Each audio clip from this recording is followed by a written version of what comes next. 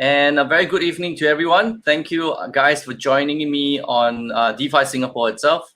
It is a Wednesday, 15th of September. Thank you guys again very much so for you guys tuning in. We've got something really lined up that's really exciting.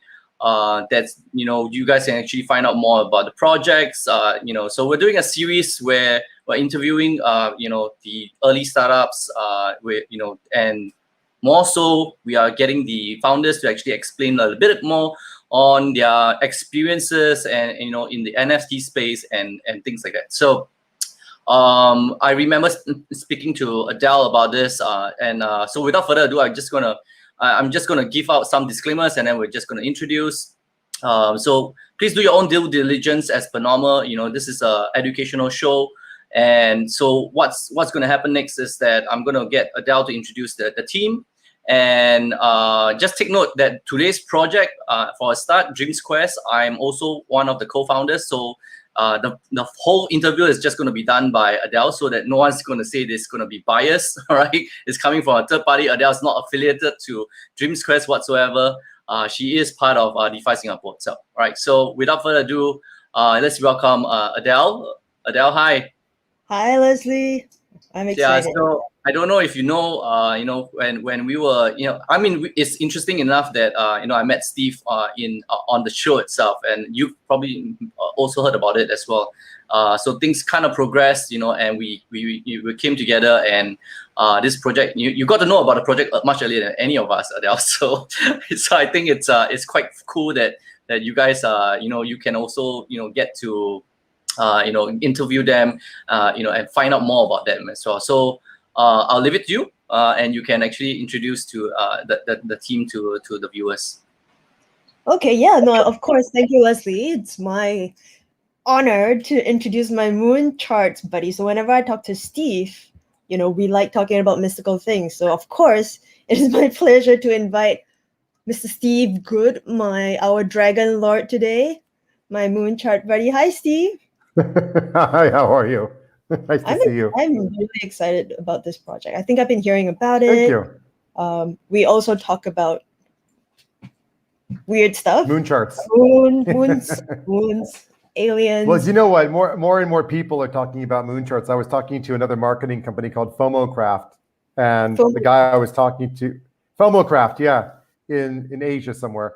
And I was talking to him, and I said, yeah, you should really look at FOMO at the moon charts. And he said, oh, he goes crazy. He's like, no way. He calls over his business partner. He's like, this guy on the call, he's talking about moon charts too. It must be true. And it does work, as you know. We've been following them for a while. So yeah, they're pretty interesting to see that we do tend to follow patterns and we don't even realize it. We do, and I think it's so perfect that's why today, your project is called Dreams Quest. Let's also introduce your other co-founder. Let's introduce Paulii. Hey, Paulii. Which one, Leslie or Paulii? Leslie. Leslie's not doing a part of this interview right now. Well, I'm the one with all the questions, right? I'm the one representing the masters of all these questions. Hi, Paulii. Would you like to? Okay, so Paulii, we haven't had on the show. So happy to have I've been muted. Yes, great to be on the show. See, I've been hiding in the shadows as always, behind the dragon bones in the photo in there. So yeah. I know you guys have been really, really hard at working on Dreams Quest, and I think we have quite a bit of, we have so many viewers today waiting to hear about this project. So shall we just get to the meat and potatoes first? Let's just dive in quickly. I think let's get to the dragons. Let's get to the dragons. People want to see the dragon. I don't know how much you can share, but I'm going to dig it out of you. So feel free to tell me. I can't tell you yet. But yeah, please tell us about this game. Show us as many dragons as you can show us. Let's talk about. I wanted to just start explaining how the game works first. And well, for our viewers, let's talk about the game. Let's just introduce everybody's familiar with games. And then we'll go into NFTs, specifically dynamic NFTs, I think, on a more educational front. And then we'll take it from there. So let's start with the games. So, okay, so the essence of the game is really there's two parts to the game, or two different elements. One is the idea of RPG, so the ability to kind of roam around, discover things, go on quests, participate in different types of events. And that would be, it's a 2.5D experience that would be similar to what people would do if they played games like Diablo, or they played games like, the original Warcraft games or other more modern games. Hello, Jinky, nice to see you. So that's the first part of the game, and that's really all about being able to go on quests and to find new cards, find loot, inventory, forging items, casting spells, creating new spells, all the kind of go to a marketplace and trade items, all the kind of stuff you would typically do inside of a game where it's RPG based. And there are different types of quests or different types of activities that you're being sent on missions to go and do. The second half of the game, where you actually have the in-game battle, what we do is we switch from an RPG 2.5D sort of exploration experience, and we shift it to one of a more traditional player versus player with the deck of cards. And that's the classic Magic the Gathering or Hearthstone experience, where you've got your deck of cards, they've got their deck of cards, and you're playing against one another. So that is the essence of the game and the way it's designed at the highest level. Is there anything that we can see? Is there any things that you can share on screen right now? Well, if you want to see some of the art, we have our Telegram channel and we have our Discord. But if you want to see some posts, you can just jump into Twitter, which is Dreams Quest NFT. And there's already some amazing art posts there. So you can have a look what the type of aesthetic we're going for. We're going to go more realistic, not like a low poly, but more somewhere you can actually imagine being for real once you start playing, versus just thinking that's like a cartoon thing that just, go in for 5 seconds, Candy Crush type, and then you switch. It's more to give you the experience of a little bit of escapism, maybe, that you just jump into this new reality, and we will use a lot of sounds, a lot of music, a lot of amazing creations that when you actually play, you feel like you are somewhere else, for at least for a bit. So in a metaverse. In a metaverse, of course. So what is, I think, interesting, the way we think of this game is that it's, like I said, it's more like it's play to earn, like Steve said, but also we want to make sure that people just don't play it because they just want to earn and bail and don't have any like love for the game, just it's purely for the money. We want to make sure that when people actually come to the game, they'd be like, holy shit, this is cool, I like it. And think of it like, I want to really play this. And if I can make some money, great. But maybe I take this money and upgrade my cards, buy some stuff in the marketplace, give some tips to the top players, join the guild, do some crazy stuff, have some guardian cards that Steve will be talking in a minute, and have some idea that it's like a community. So we try to build this community, strong community in Discord. I recommend everyone to join Discord now for your chance to win things, become a white knight, and so on. There will be crazy stuff going on there. So I think the main, sorry for the auto promotion, but I had to.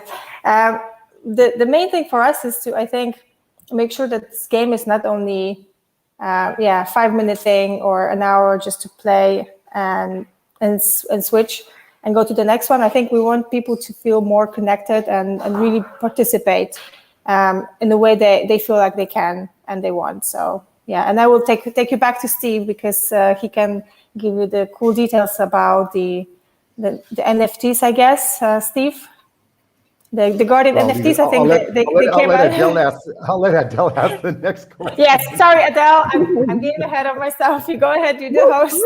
That's the thing, guys. I mean, I think there's so many things to talk about. I think for people who are gamers, they're especially, I think, people who play Magic the Gathering. Would that be a target? Let's try and get an idea, like a rough idea of the game in like 3 minutes if we can. What kind of traditional games can you compare these to? I know it's not a fair question, but just because the game's not out yet. The easiest way to compare it is really Diablo meets Magic the Gathering. That's Diablo the easiest meets way to that. describe it. Magic the Gathering. So the Diablo experience of I'm wandering through these different realms. I have different quests that I've been set out. I get, I might, stumble upon a box and I get a scroll, and the scroll says, here's some things that you need to do and what have you. And you're going around exploring the map, trying to figure out where I'm supposed to go to get to this thing. And so you have to go find this, this lair, and then you go in the lair. But when you go into the lair, you end up in a battle. And when you switch to the battle mode, that's when you switch to a sort of a Magic the Gathering style where you have a deck of cards and you've assembled your deck and you're going into the game. Only you don't know what's going to happen when you go into the game, because it's not just a standard game board. We've got all sorts of dynamic things going on that are, hey, engine starter, Prakash, hey, nice to see you, bro. So yeah, but there's lots of interesting things going on, because when you're in that game and you go into this dynamic situation, you don't know what it's going to do to your card attributes. So we're already kind of realizing that it's nice to have sort of, I have a card and it's static, or I have to remember what the attribute changes on one card if I throw another card down. But what if everything changes? What if everything going into the battle is unknown, and it's all driven by things like weather, temperature, dark, light, lava flow, lightning storms? Spells. So we'll get to that. Because I think like people don't have and they cannot imagine it right now. So I think, check out, you also have an Instagram page. I've seen some of the visuals. In fact, so I think the dragons are really, really cool. I've seen some of the artwork. So we talked about the game. Everybody wants to hear about the NFT, so we'll make them wait. Let's talk about we'll talk about the NFTs. But before we talk about the NFTs, I was going to ask you, I noticed that you guys were sharing about the VRF on-chain okay, metrics. so you want to talk about Chainlink and what we're doing with Chainlink? That's pretty cool. Yes, So I wanted to ask you, also because more on the educational side, why is this randomness? Why is the ability to have like a randomness? Why does that make issuing of collectibles more fair? And you guys are using it, so there must be a reason. The idea, so there's multiple things we're doing with Chainlink. One of them is the VRF, which is the random number generator. The reason to use theirs as opposed to something we create ourselves is using a gaming term called provably fair. And provably fair is oftentimes a term that's used in the gaming sector, like casino, gambling, that kind of thing. But actually, it makes no difference in which sector you use it in. The idea is you want it to be whatever random number was assigned, you can prove that that number was done in a fair and equitable way and that nobody else could have tampered with it.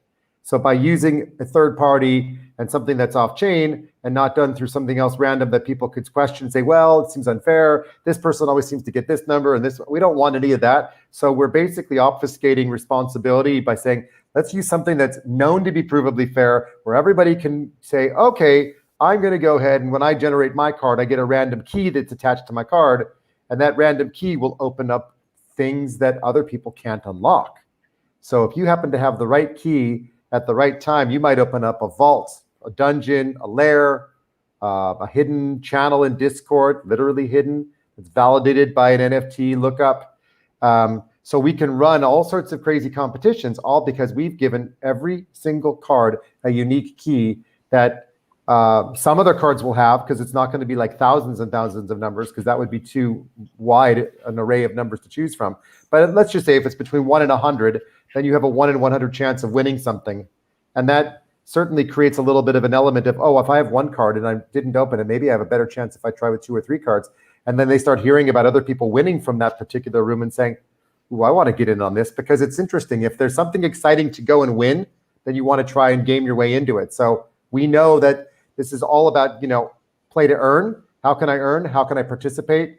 And even before the physical game is out, we're trying to create elements outside of the game so people have reasons to participate and do things. And the more we can offer and the more people can do, the more fun it will be. Right. So that's why the randomness is important. So they're keys. They're keys that will unlock things, and every card will have a key, maybe 2 keys. We'll see. So give me a quick... That's why it's important to go and join Discord now. You don't want to miss out. What can we find in Discord now? If we join Discord now, because the game is not launched yet. right? So no, if the game is Oh. coming out next year. That's true. Yeah, it's a ways off. But so what can our the members reality is, well, so here's the thing, right? Inside of Discord, you have all the different channels. We have a number of bots that are already running in there that are verifying and validating different things that we're going to be running a number of competitions. We can't say what they are yet, because if we did, I'd be spoiling the loot, I suppose you'd say. But being in there means that you're going to get access to all of the competitions, all of the events, all of the tournaments, all of the unlocking of a vault, because different channels will be locked where others will be open. And to be able to see that vault at all requires that you have to have the cards to unlock. Or if you want to get, for example, whitelisted into something or verified into something, there may be competitions that you have to participate in just to get in there in the first place, and then be selected to get a new, let's say, role that gets assigned to you that nobody else would have. So, for example, we've talked about having a role called the White Knight, and I won't say what the White Knights do or why they get the title, but if you're in there and you're a White Knight, well, you've got something other people don't have, and everyone's gonna be, how'd you get the White Knight, and what did you do to get that? We can't do things like that in Telegram, because Telegram is too limiting. So the whole reason for having a channel like Discord is so that it's a gamified experience. Gaming is really big like that. We've got a Chinese community in there, a Filipino community, an English-speaking global community, a Vietnamese community, and we're going to add other languages. So the nice thing is everybody can be in one place, and they don't have to go hunting to find the other places. And there's a single place where we can engage people, we can make announcements, we can talk about AMAs coming up, we can talk about airdrops or any other promotional programs or new card sales or cards you need to buy in order to get out of something you got yourself into by accident, whatever it might be. Everything can happen in a single place, and that's just not possible to do in a Telegram environment. So that's why. And Steve, Jinky wants some leaks. So one thing I can leak here on the show is that if you are in Discord, if you are in Discord, many competitions or many announcements will be made there first before anyone else will find out in other places like Twitter, Telegram, and so on. So you want to be in Discord if you don't want to miss out on the early NFT drops and so on. So that's the leak I can give you right now. Okay, we'll try and pull some more out of you as we go along. So tell me if I got this right. She stopped, Steve. If you told me, I don't know if I would say, yeah, let's do it. I tried to tell you. I tried to tell you, don't mess with Adele. No. I said, don't mess with Leslie. Now I'm serious about Adele. I love your dragons. So tell me if I get this right. So it's 2022. The game is launched. I entered a game once. I'm just going to give a quick walkthrough and tell me if let's simplify it for our players and get them all psyched up. So it's 2022. I log into the game. I sign up. I get an account without paying money, unlike Xyz, right? I can immediately start with no cost. No cost to play. Free. But I can earn. I don't have to pay to start. Awesome. Yes. And everybody gets a free starter pack, because what's the fun of playing if you don't have a starter pack? And of course, all the starter packs will be like common cards and basic cards, but you have to go on some tutorials to learn a little bit about the game, right? So in those tutorials, you don't know what you might get in those tutorials, and not everybody will get the same thing.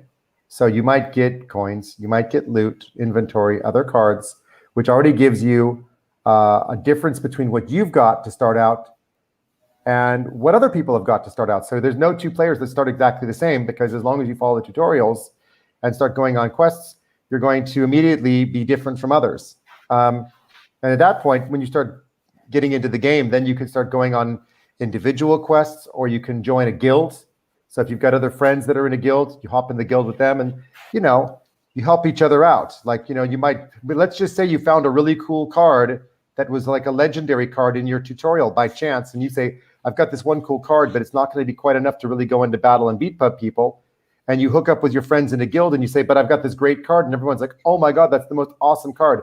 And they start asking you if they can rent the card. And you go, okay, that's fine, I'll rent the card. So now you just got this cool card, you're renting the cool card, you're making income on that card while they're delegating the card to them, and they're playing with it. And then you're going to share in the spoils when they win from whatever they do for using that card.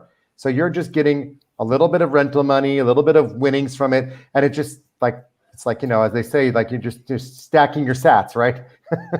Only so you can so just even without having to pay for a deck of cards yet, if by luck, by randomness, you land some good loot, you can actually start earning money already on the game as you play. Yep. I mean, of course, we want to play, but yeah. Or for example, let's say that you go on a couple of quests and you get some tokens, you've got some cards, and you say, you know what, this card, I could upgrade this card, or I could maybe forge a new item and use that forged item with the card in a battle. That's cool. So we're giving people all sorts of different things they can go and do. And just by participating in different types of events and quests, you're going to earn by playing anyway. So every outcome, like you think about like Diablo as an example, you go through Diablo, and when you're rummaging about, you find stuff all the time. You find inventory, you find stuff that's been left behind.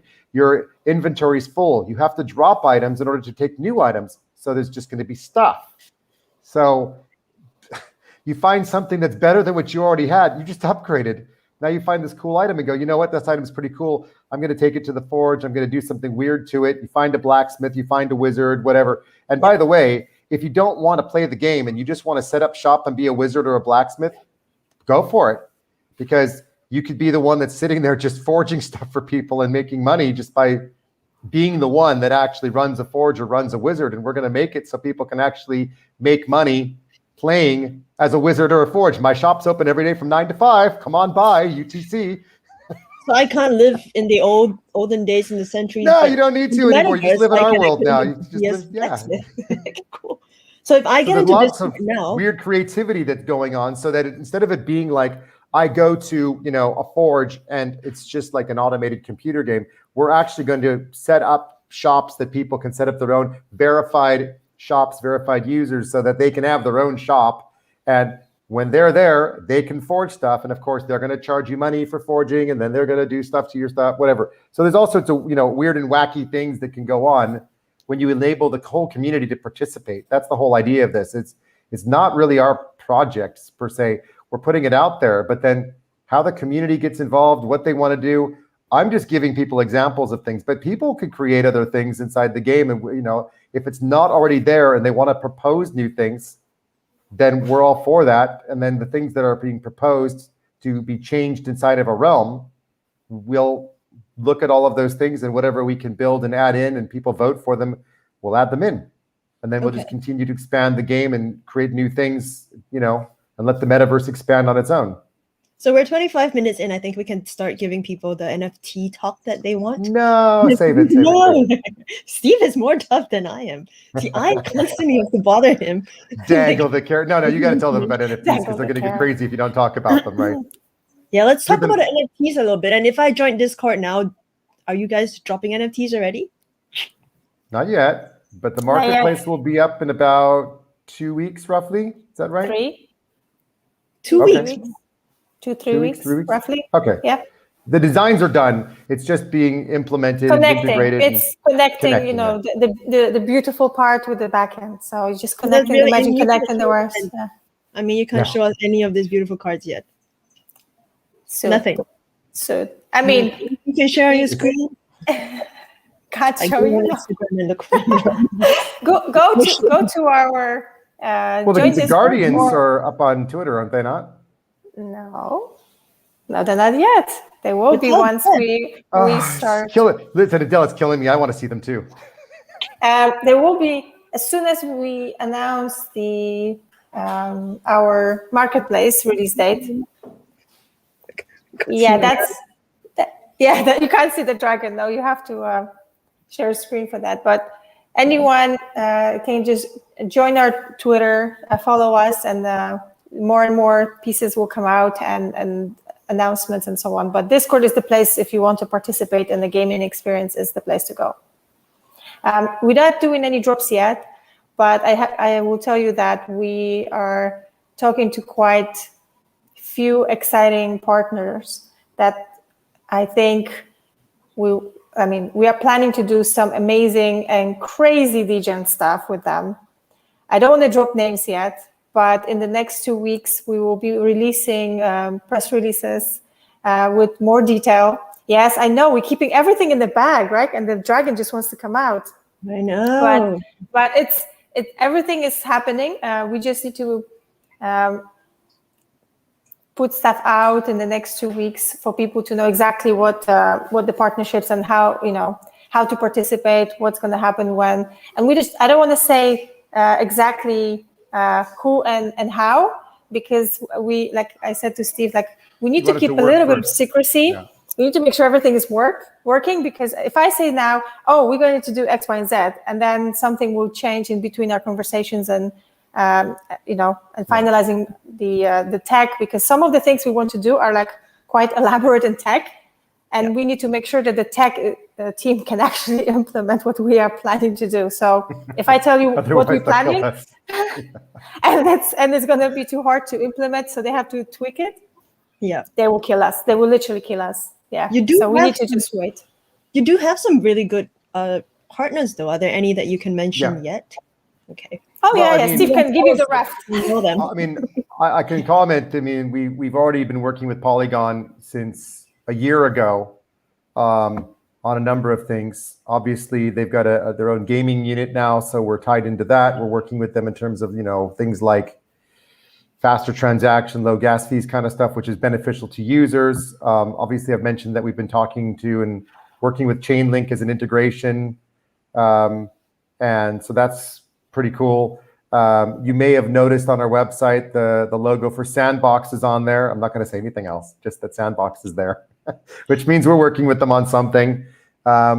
And we have, we've got people like Crypto Banter are working with us, and Altcoin Buzz, so some of the more influential people in the industry who've taken note of what we're doing. There's a lot of cool investors we're working with. I can't think of anything else off the top of my head. There's other partnerships that we're going to announce with hardware wallets, with exchanges, and that kind of thing. And it's not going to be just a boring, they're doing something with this exchange. We actually have plans with some of the different people we're working with. Okay, Kyber and Engine, fine. Well, we're not doing anything with Engine yet. We're talking to Engine Starter, and we're talking to others about some things around NFT sales. But again, until we've finalized it, we can't really announce the specifics. And yes, we're talking to Kyber amongst others around some things we can do around, liquidity pools and stuff like that. But the details, really, we have to wait until we've ironed them out and worked out the technical implementation of them. So in the next 3 weeks, 4 weeks, we're definitely going to have a lot more that we can, confirm. But we just have to be a little bit careful, because I've been through this crypto world since 2016, and there's nothing worse than over-promising and under-delivering. So I think we're kind of taking the cautious route, which is, look, we're talking to Kyber. Yes, we're talking to Engine Starter with optimism that we can partner with Engine. We're obviously speaking to Sandbox. We're obviously speaking to a lot of other people, but until we actually finalize exactly what we're going to do and how we do it, we don't want people to say, oh yeah, but you said you were going to do this and then you never did it. It's like, yeah. So we don't want to do that. We want to actually finalize and then announce. Yeah. And I know, I know that, what you're doing, Steve. I just, I'm excited for you guys. And also, like, it's next year. The game's supposed to come out next year.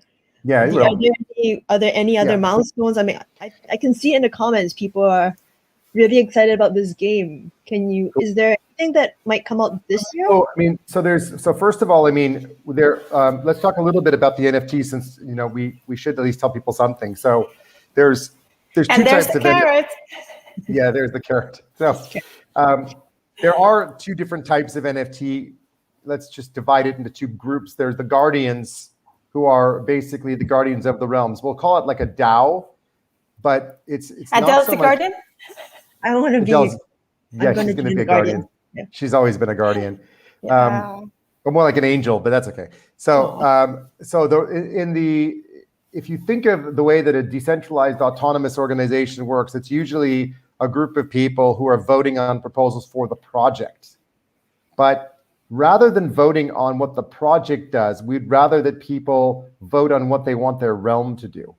So we have 2 realms in season 1. We have not said what happens in season 2, although we already know. Cliffhanger, sorry, you're not going to find out.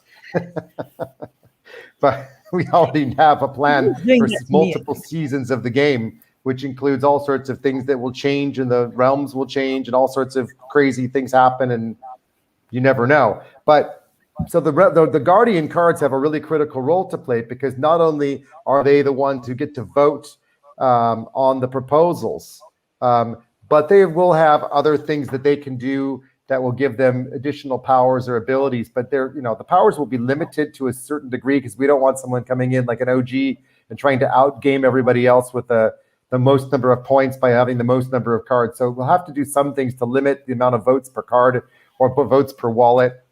But yeah, if people want to game the system and they have 25 wallets and 25 cards, there's not much I can do to stop them, right?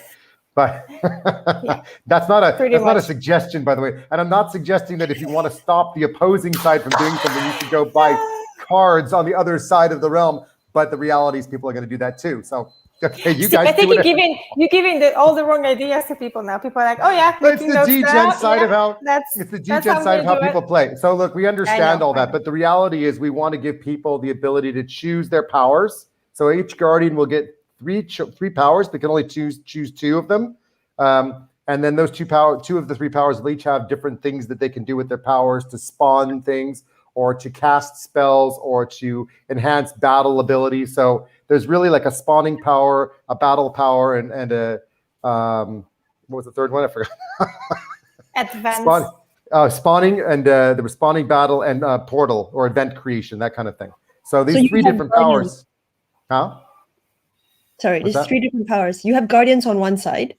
There's Guardians on both sides of the realm. So you're either going to be Infernal Guardians or Celestial Guardians. You choose which side you want to be on, and naturally, you then get to influence that side of the realm. It may be helping us to select the future artists that are creating the artwork and the 3D design stuff, or they'll get discounts on future card packs. They'll get drops. They're like VIPs. They'll get access to things no one else gets access to. And there's only going to be 8,888 of them, and that's it. You guys are so Chinese. Wait. Well, it's a little bit. Okay, that's it. Shifu master, right? Yeah. So, no, yeah. Shifu reads faster. I know. I'm talking like I'm from what do you call it, Ninjago or something. Kung Fu Panda. So, no, Kung Fu Panda. Master Shifu, Kung Fu right? Panda. Master Shifu's Kung Fu Panda, right? Yeah. So okay, so that's one side of it. But then you actually have the cards. Now in game, there are two types of cards. You have your characters, which will be like, a gnome or a dwarf or whatever. I mean, whatever cards we have, a princess fairy, or I don't know what it's. So wow, there's all sorts of cards. I like Steve how you going. I can't even remember what all the cards are. Like I'm not. No, it's like I will not even tell you. So I'm gonna just pick random things. We're gonna have a princess card. Just for the record, we will not have a princess card. This is not a Disney story. Sorry. No, really, I'm not in charge of making cards. Okay, so anyway. No, you're not. There's cards that are characters, and there's cards that are going to be like inventory items. They can be weapons, they could be spells, they could be potions. And what's interesting is when you actually start looking at what happens in game during a battle, well, you're assembling your deck of 30 cards. But number one, look at your character as a character. Like, when you carry through a game, you have a limited amount of inventory a character can carry before they have to start dropping stuff because they want to swap. So imagine you've got these cool NFTs, cards, inventory, but you can't carry everything. So you're going to have to choose which stuff you keep and which stuff you drop into the game. So all of a sudden, you're going to have all these NFT cards just kind of hanging about places for people to find and go, ooh, this is cool loot. But the in-game battle with these 30 cards will be affected by a few things. So this is where the dynamic NFT part comes in. You go into battle, and the first thing that happens is there's a weather condition where you don't know what the weather condition will be going in, which means you need to be really, really strategic about how you create a deck that could potentially counter unknown weather conditions like hot and dry, cold and wet, dark, murky, muddy, cold, snowy, yeah. So standing in an area where there's a lava flow, standing someplace where there's a tornado nearby or heavy winds. So, if you have an archer and he's shooting arrows and the wind is blowing, you're not going to do very well at hitting. So you're going to probably get like a -5 on accuracy, that kind of thing. So all of these extra factors will mean that the card attributes that were on chain from that NFT are brought into game, they're read, and then they're dynamically changed in game. So right at that moment, your card's attributes are no longer what they were when you started the game. And then while you're playing, you have all sorts of things you can do. You've got the cards that will play with the attributes they've got, but the potions and the spells and the crystals and the other types of cards and the weather cards you have could have an impact on undoing something or changing something in game at that particular moment, which again changes card attributes in game. So it's like, you know, I'm going to cast down a storm spell, and the other guy goes, no, I'm going to cast down a storm of deflection, and then you're like, oh crap, so we're back to where we were. So that kind of weirdness is something we're doing that's different from like a Magic the Gathering, where you have the traditional land cards and character cards. What we're doing instead is you've got your characters and you've got your inventory, and they're combined to do different things, plus the dynamic attributes of what's happening in game with the weather. But at the end of each game, when the game is completed, the results will be then written back to chain. And some cards, the attributes might have changed. We'll write the history of what happened to those cards for battles and the actual changes to cards. And naturally, as cards and people play over time, the cards will gain experience, and therefore the card's experience will go up. But there may be situations where a card might permanently lose 1 strength, and then the card had 10 strength and goes back and is written back on chain now having 9. So it means that what you started with and what you ended up with may be different. So your cards will evolve over time, which changes the meaning or the definition or the value of the cards. And a good player could potentially continue to get their card more experience, and then it suddenly becomes a more valuable card just from a lot of history, a lot of battle experience, preferably one that's healthy, not wounded. But who knows? Maybe somebody wants to get a card on a discount that's wounded and then heal them and get the money back. So rather than going to the wizard or going to the blacksmith, maybe they're going to go to the healer. And then you've got people who are basically healers with shops, you know, like, hey, I'm a healer, come and see me and I'll fix your card for you. So that creates a lot of, you know, dynamic. Adele's muted. Adele, you muted. All right, we have about 20 minutes left, so I'm just going to remind our audience that they can ask questions if they have any. And I also wanted to ask you guys about the currencies. How many currencies are there in this game? I mean, if you compare it to something like XE, we deal with, you know, SLP, and we deal with, what is it, the XEs? Yeah, so here's the thing. If you think of a, let's talk about traditional gaming just for 1 minute. Traditional gaming usually has an in-game currency plus other currencies like resources. So for example, you might have gold and you might have a gem or a jewel or something, but you may also have wood or stone or other things like that. So we are building the game with the traditional game mechanics in mind, with the coin being the primary lever for earning, but the other resources can be used to effectively get you things. So there's a bit of a play to earn inside the game, but there's also a bit of a pay to play within the game, because naturally, if you're going to upgrade and forge things, you're going to be spending money or using resources. So the dynamics of how all those are being used is kind of the crux of what we're completing, because that's going to be what drives the entire tokenomic model and makes it incredibly, you know, useful.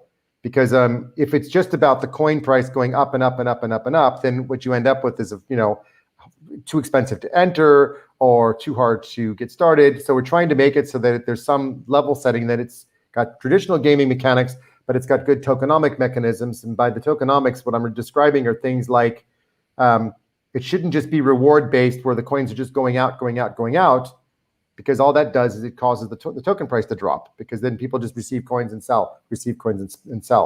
So we know that there has to be mechanisms for spending. So the initial, let's call it cryptocurrency, will be Dreams tokens. And that'll be the one that's predominantly used for upgrading and trading and selling on the marketplace.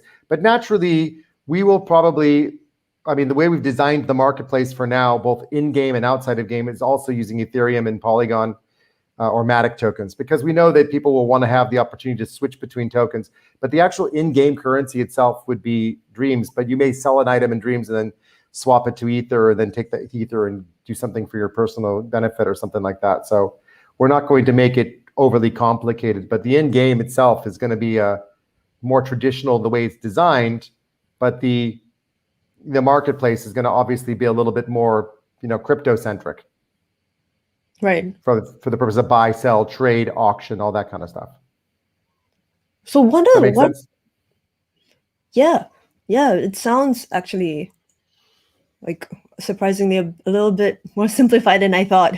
I thought you'd have like... we don't want to make it complicated. We want to make it so people just go, oh yeah, I know how to play these games. I've seen games before. So this is just the same as I'm used to in terms of traditional game mechanics. That's why we've got traditional game designers on our team who've never worked in crypto before. So we're learning from them. They're learning from us, and trying to merge the traditional gaming mechanics of token and resource with crypto is actually not as easy as it looks, because what you realize is, well, actually all these resources could actually just be coins.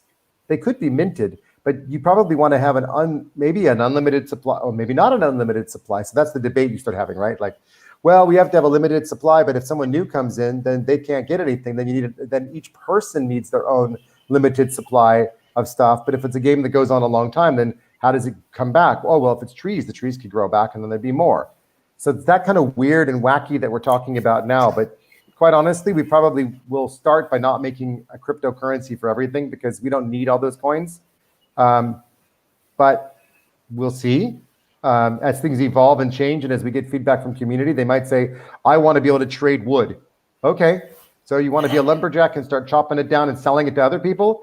Fair enough, then we'll create like a whole lumberjack community, whatever. I mean, who cares? That's the fun of this whole thing. Pauli's laughing and be like, stop coming up with ideas. Yeah. I mean, like, so... Stop. That's like trying to cut you off and stop telling us.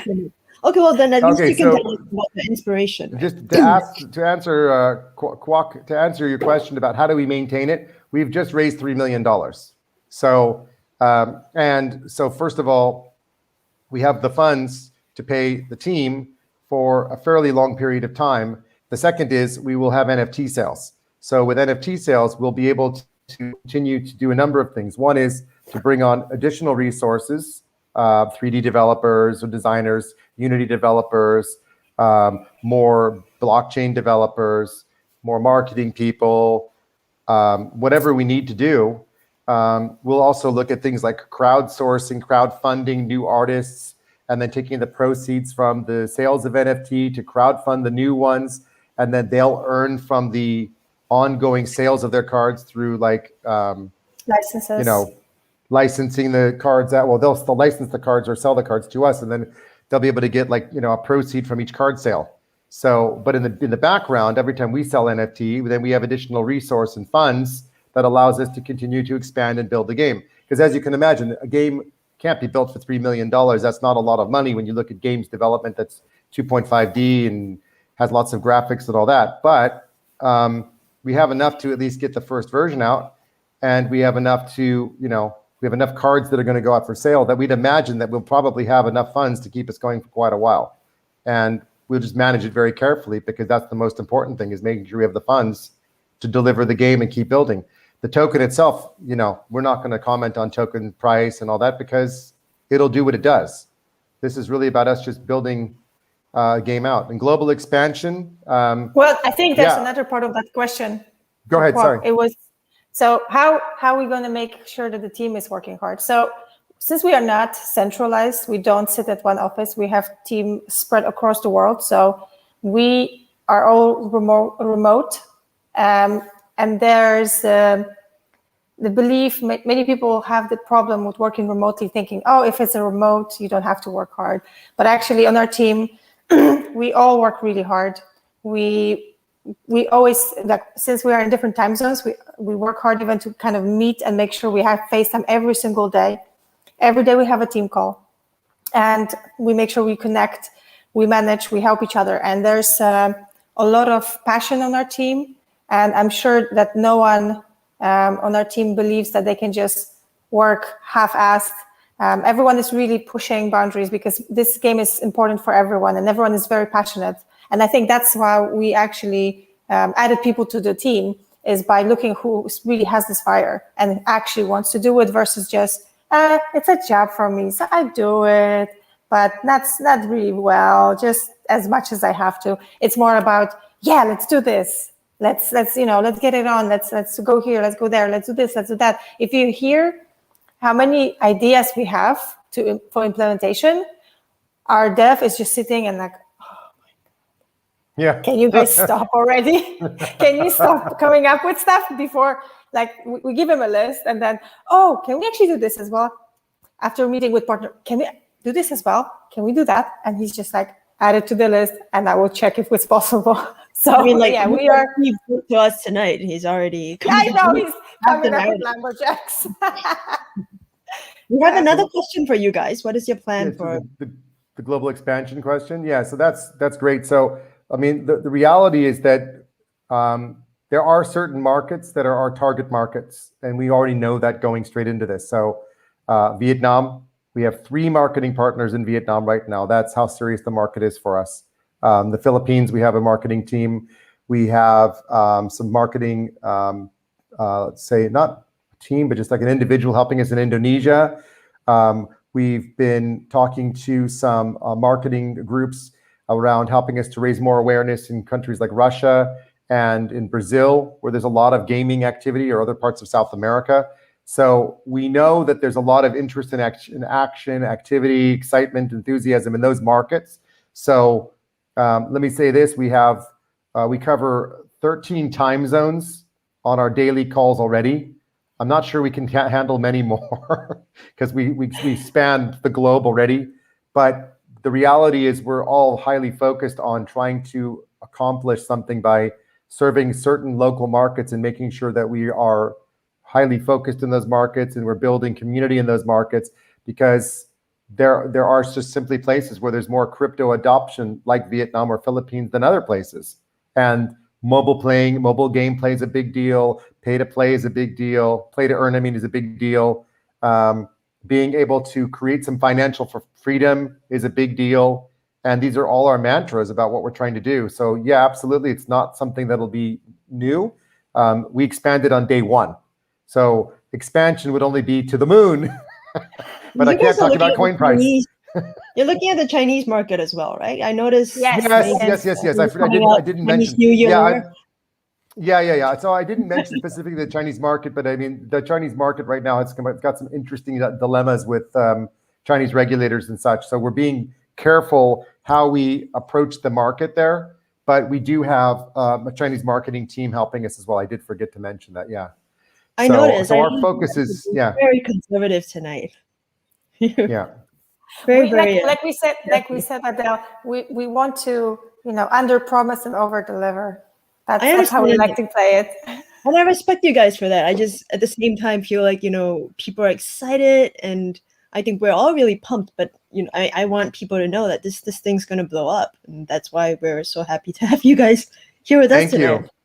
Well, it's been a year's worth of work. So, I mean, and we're not even there yet. So it just shows you how long does it take to actually get from inception to game, and a project itself, just to get it out there. Now you look at some of the other projects like Star Atlas or Axie, they were at it for a really long time. And if you look at, what's it called? I can't think of the other ones, another one I was thinking of, but yeah, so all the game projects that I've been speaking to recently, all of us have the same basic challenge of, it takes a long time because graphics and art creation takes a really long time. Games development takes a long time.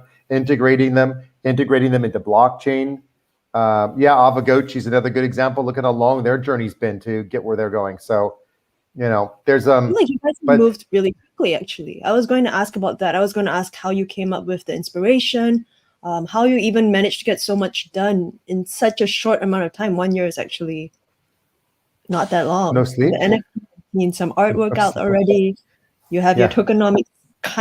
You have the concept of, you just haven't shared it fully. You have partners. We haven't. We have a lot of it already. Let's say on paper or on spreadsheets or calculations done, but we're not 100% satisfied with it because we can find flaws here, flaws there, and we want it to be perfect. We want it to work. And you know how any project goes or any game goes. You build a game and they do patch releases. We'll do the same, because as we progress and we test the waters out on certain things, whether it's tokenomic or other things like game mechanics or game balancing, there will be things that go wrong, and we go, oh, this isn't working. This particular cards always seem to win. That's not the way it's supposed to be.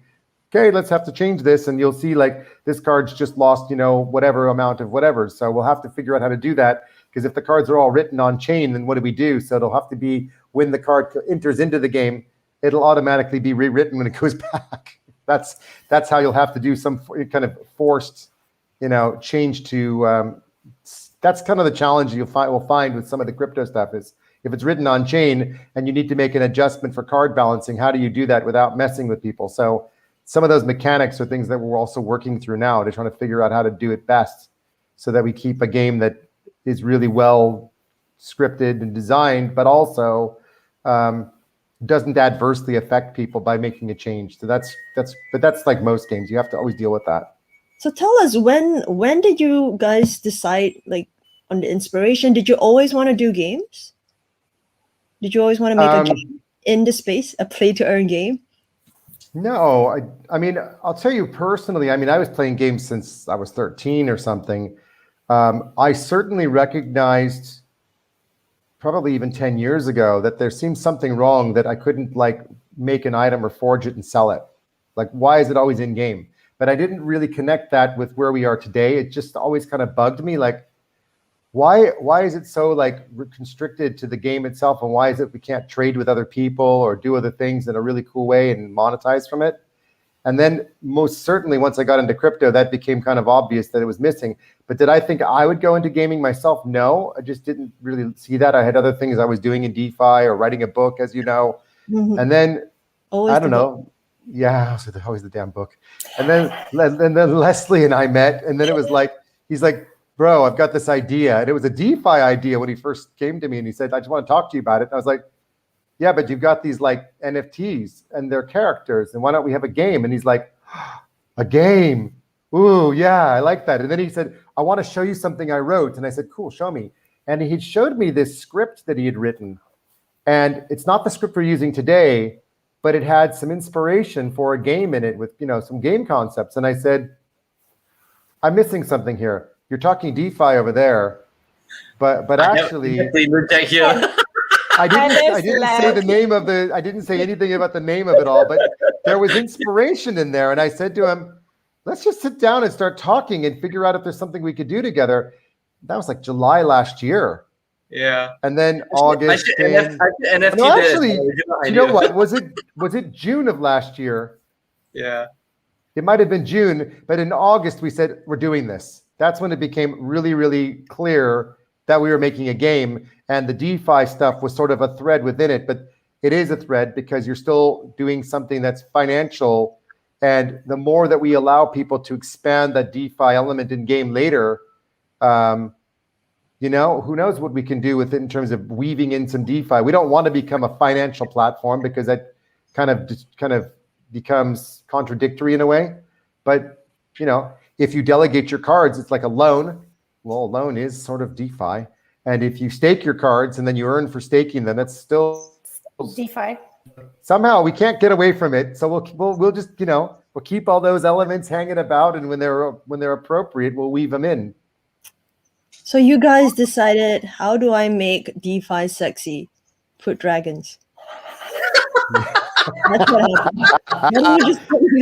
Honestly, that's got to be the next tweet that goes out. How to make DeFi sexy. Add a dragon. Yes, add some dragon.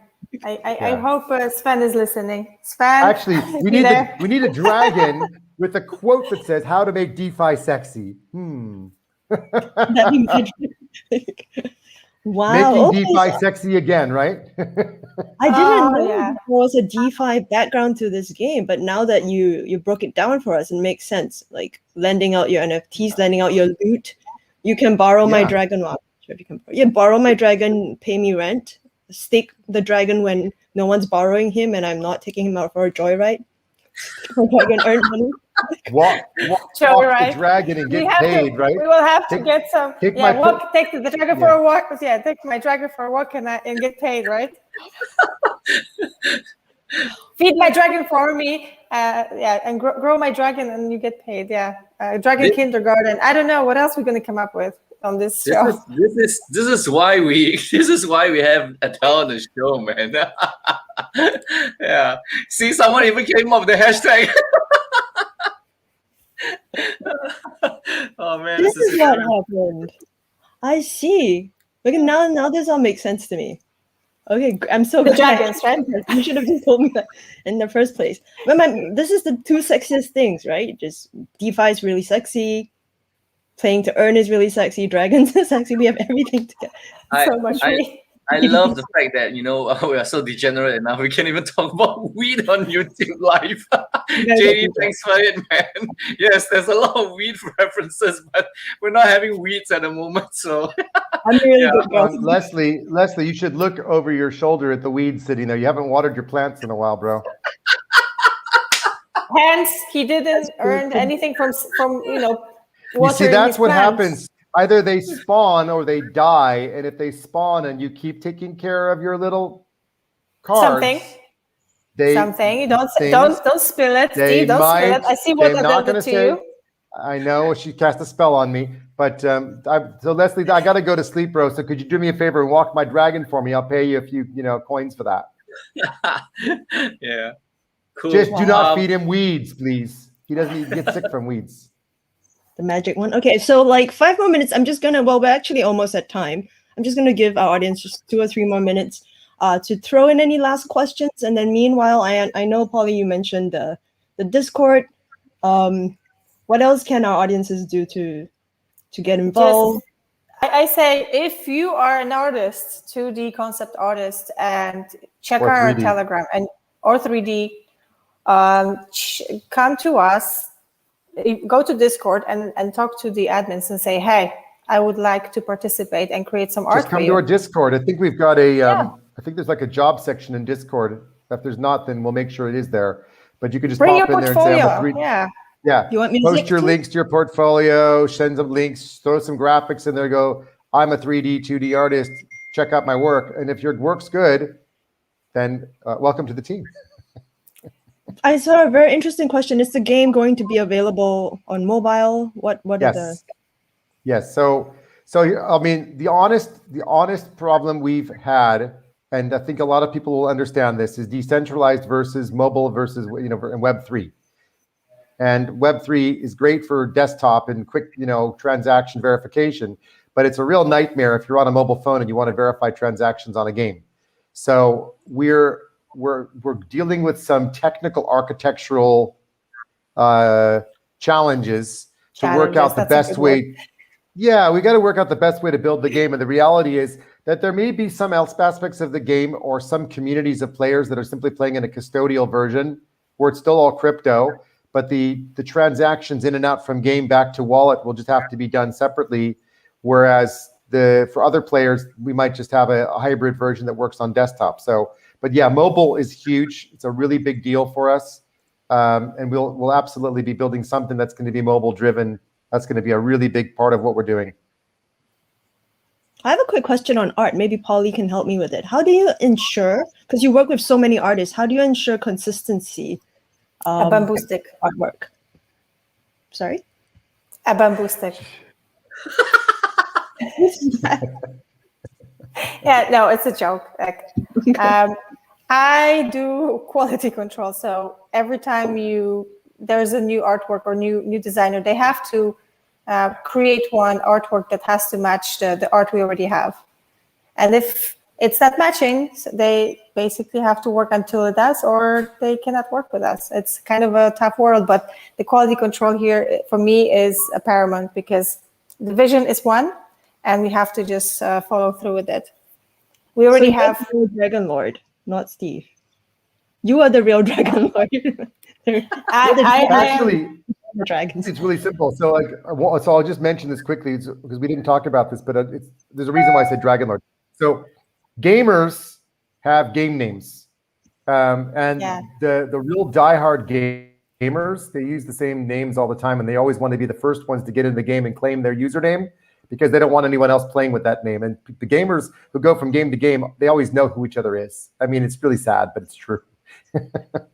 So the reason I mention that is because when we mint the cards, we will also capture your username on your cards. So every card will be written with your username. And if you happen to delegate or rent your card out to a professional card player, game player, like on Twitch, or if Vitalik decides to play because he's a bit nerdy maybe and he wants to play the game and he has the cards for a while, then it'll be written on card that he's now using your cards, and then they come back to you. They may make the card worth more money or become more valuable. But your cards will have your names written to them. So you'll always know whose cards are whose. And it's just sort of fun. It's like, oh, look, these are the cards Dragon Lord has. Yeah. So I claimed my name already in Discord, so don't try. There's only one Dragon Lord, and that's me, and I'm already in the Discord. So if you want to call out Vitalik. What is your name, Paul? What is your your game name? Yeah. Well, I am the one and only bullish unicorn. So it's stuck. So I think I'm just gonna transfer it over, and probably will get myself a custom card. Sorry, guys, that's just gonna be super rare. What was it, Leslie? We said what these cards are called? Like like extremely rare. What did we say? We came up with like some crazy name for it. So we will have some cards that are like one of a kind or three of a kind that will be like super rare. But that will be. But I'm not going to say more. Yeah, about that. That will be. Paulii is like very careful with what she's saying.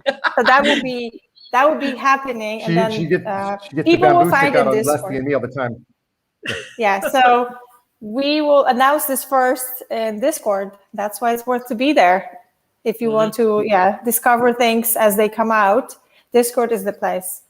How early will these giveaways on Discord start? Well, I would say, I think if you're not there, you won't know, will you? No, Steve. I think it's very simple. Everyone listening, we reach 50K on Discord. Giveaways are starting. Okay. So sign up. You heard it first. You heard it from here. I think it might start sooner, but we'll see. Come on, Steve. We have a target. 50K. Come on. And then. Oh, there was no discussion prior to this. You're actually ready. That means you're ready for giveaways. I know. I didn't know about this one, by the way. For the fans to come. Okay. Well, we will be ready for giveaways when we have 50,000 people. No problem. And when we have 50 people, we'll be ready for. We have 50 people already in Discord, so. No, I said 50K. Yeah, but we have like 10,000 already in Telegram, and we have like another 5,000 or 6,000 across other channels, and Twitter's got like 13,000 or 14,000. So we just need to encourage people. How many? 15K in Twitter. 16K. So we just all have to jump into their Discord. Wow! ASAP. Wow! So it grew another 2,000 since I last checked. That's awesome. Well, that's great. So yeah, I mean, we just have to encourage people to come to Discord. So if we add it all up, we're already at 50. That's not an issue. No, I was saying only in Discord.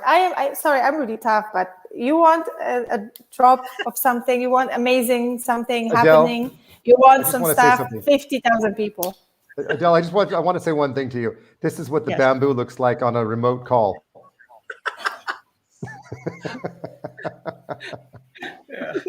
Leslie and I get the bamboo every day. No, guys, this is not how it works. Wow. But I somebody has to the artwork looks wear like a skirt. Yeah. I can see Adele, why. Final words, Adele. We've run out of time already. Yeah, we have run out of time. So Leslie, will you just help us? So now who's taking the bamboo stick over? You see how that works, Adele? Leslie just grabbed the bamboo and said, you know what? I'm calling the line here. I'm sorry, but we can always come back for more if you want. I don't mind. I like. Well, because I'm not getting what I want. I want more. I want to find out more about giveaways. Okay, so Adele, how about I will not spill tea because I have a nice dress on, so I'd rather not spill tea. But and then also, and it's also hot. So it might be kind of painful. Yeah, might be not the best thing to do. But how about we do this? We will come when we announce the opening of our marketplace. We will show up and do a little show and tell about the marketplace and what's next.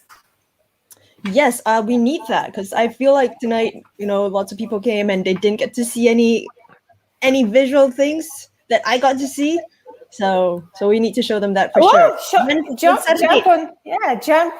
to our social media. Instagram has beautiful artwork already there. You can see the direction we go in. Please join us.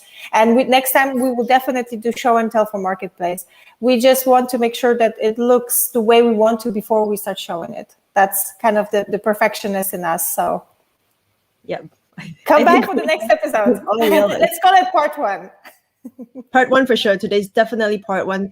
So thank you so much, Steve and Paulii, for joining us today. Leslie, do you want anything else you'd like to add?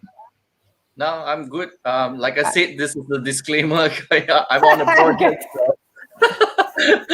That's why I'm staying away. You know, I'm glad Adele took the entire session. Only until when the Dragon Lord spoke about what the initial the script. I thought that got me excited. I couldn't not jump in. So yeah. Well, guys, Adele didn't ask this question, so Adele, you need to ask the question, not me. Just ask the question. Like the giveaway?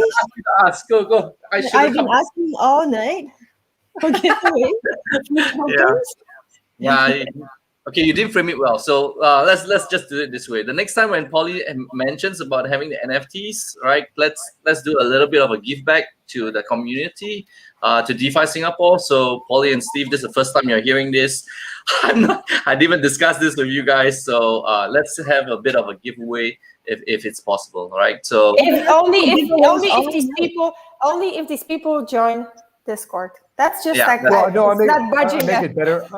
Here's the thing: if they want to collect, they're going to have to connect. Yeah, that's how it works. Sure. So no problem if people want to collect their free giveaways, but they're going to have to find it it's only in Discord. There might be a secret room, but we won't know if it's there until you get there. Love you guys, man. Yeah. So my name is Leslie from and if you get locked into the room, we have a way to get out too, right, Leslie? Yeah. All right, man, guys. Every time when we do a session with our good friends, we can never end on time. That's always the case. My name is Leslie from DeFi Singapore. Adele's from DeFi Singapore. Paulii from Dream Squares and Steve, our Dragon Lord. Thank you guys for joining us. And we're gonna cut it short here. Join us for part 2. That's gonna happen in about 2 weeks or 3 weeks time. Let's just wait for it. Close to the full moon, maybe. Well, I think 20th September, full moon. We'll make it a double episode. It'll be full moons and dragons. That will be a 2-hour show. What happens when full moons and dragons meet? That's the question. Okay, cool. I've got my title already. Full moon plus dragons. Okay, cool. Equals forge equals giveaway, right? Is that how it goes? Yeah. Full moon plus. Full moon plus dragon equals question mark, and that could be like your social media buzz, right? Yeah. You guys gotta drop me more stuff next time, like by the full moon. Giveaways. I think definitely we'll all see you in Discord. I'm pretty sure people will be joining your Discord. I think you'll be seeing all of us. I think people are just excited and just waiting for whether there will be any drops. Like, I don't want to call it token drops, but drop me some gems. Let me see what your gems look like. There's no gems. There's something else. Dragon skills. Join the Discord. Adele, join Discord and you will find out. Leslie, I like it. Yeah, we've got to end the show, guys. I'm sorry, man. I'm losing Paulii. There's no life on her side. All right, man, guys. I'm turning into a black fairy. That's what it is. All right, man. Thank you, guys. Black fairy. That's an interesting one. Is that one of the cards? Yes, it is. Oh, there you go. That was a little leak I got there for you, Adele. There's a black fairy. Awesome. All right, man. See you guys. Gotta cut it short. Thanks, everybody. Thanks, everyone, for watching. Thank you.